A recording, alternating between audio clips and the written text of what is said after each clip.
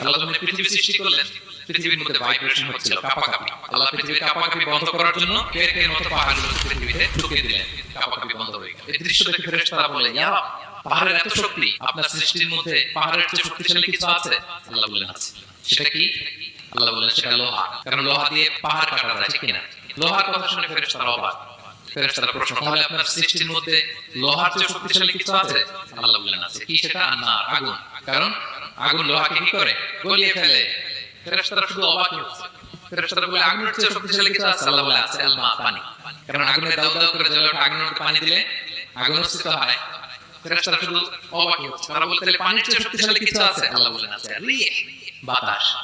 কারণ বাতাস পানিকে একদিক থেকে আরেক দিকে নিয়ে যায়। জলের মধ্যে বায়ুর উচ্ছ্বাস লাগলে জলোচ্ছ্বাস তৈরি হয়, ঠিক কি না? ফেরেশতারা আবার অবাক হয়ে বলে, তাহলে বাতাসের চেয়ে শক্তিশালী কিছু আছে? আল্লাহ বলেন আছে। সেটা কি? বলছে বনি আদম। ওই মানুষ শক্তিশালী যে গোপনে দান করে।